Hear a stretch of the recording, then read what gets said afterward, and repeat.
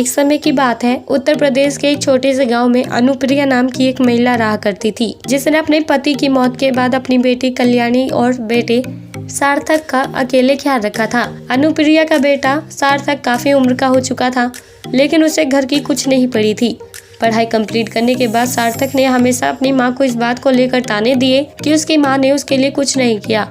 सार्थक को दूसरे की नौकरी करना भी गुलामी लगता था, लेकिन अनुप्रिया की मेहनत के लिए तो कोई शब्द ही नहीं थे। अपने पति की मौत के बाद उसने ही अपना घर संभाला था, जो सुबह जल्दी उठकर काम पर चली जाती और घर को सही तरीके से चलाने के लिए रात को ओवर टाइम भी किया करती थी। लेकिन सार्थक को इस बात की जरा सी भी फिक्र नहीं थी कि उसकी माँ कितनी मेहनत कर रही है। वो तो 24 घंटे अपनी माँ को ताने देता रहता था। कल्याणी छोटी थी, इसलिए वो जब भी अपने भाई और माँ के बीच कुछ बोलती थी तो उसका भाई उसे चोट पहुँचा देता था, जिसकी चिंता में अनुप्रिया की तबीयत खराब होती जा रही थी, क्योंकि उसे घर चलाने के लिए कई लोगों से उधार पैसे भी लेने पड़े थे और अब उसका कर्जा भी बहुत ज्यादा हो गया था। अपनी माँ को कर्जे में डूबते हुए देखकर कल्याणी को बहुत दुख होता है। हालांकि वो अपने इस दर्द को जाहिर तो नहीं करती, लेकिन अकेले में कमरे में बंद होकर कल्याणी बहुत रोया करती थी। उसे दुख था कि उसके होते हुए भी उसकी माँ को इतना सब कुछ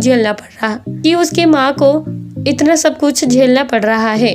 इसलिए कल्याणी का एक भी ऐसा दिन नहीं जाता था जब उसकी आंखें आंसुओं से ना भरी हों। पर एक दिन अनुप्रिया अपनी बेटी के आंसू देख लेती है और तुरंत उसके करीब जाकर उसे चुप करवाते हुए कहती है कि बेटी, हम चाहकर भी कुछ नहीं कर सकते, शायद मेरी परवरिश में ही कमी रह गई होगी, तभी सार्थक मेरे साथ इतना बुरा बर्ताव करता है।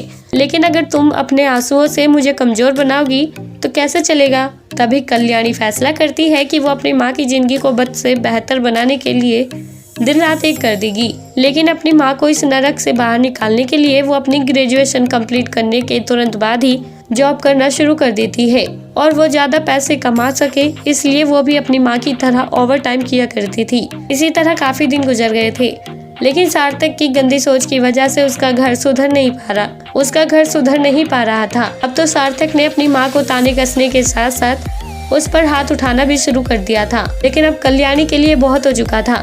वो अपनी माँ को इस तरह से पिटते हुए नहीं देख सकती थी, इसलिए उसने तुरंत ही पुलिस इंस्पेक्टर को कॉल किया और अपने घर में पुलिस बुलाते हुए अपने भाई को पुलिस के हवाले कर दिया और अपनी माँ का पूरा ख्याल रखा, जिसके इस उठाए गए एक कदम ने अनुप्रिया को एहसास दिला दिया था कि बेटी के आंसू कितने मायने रखते हैं। इसी तरह काफी दिन गुजर गए थे और अब सार्थक को भी जेल से रिहा कर दिया गया था। पर अब जेल से निकलने के बाद सार्थक पूरी तरह से सुधर चुका था। उसे समझ आ चुका था कि उसकी माँ ने उसे जो जिंदगी दी वो कितनी शानदार थी और उसे बद से बदतर बनाया उसके खुद के हालात ने, जिसने हमेशा दूसरों की नौकरी को गुलामी समझा। तो दोस्तों, कैसी लगी आपको आज की हमारी ये कहानी? आप हमें कमेंट बॉक्स में कमेंट करके जरूर बताएं और साथ ही ऐसी और दिलचस्प कहानियाँ सुनने के लिए आप हमारे चैनल को सब्सक्राइब करना ना भूलें।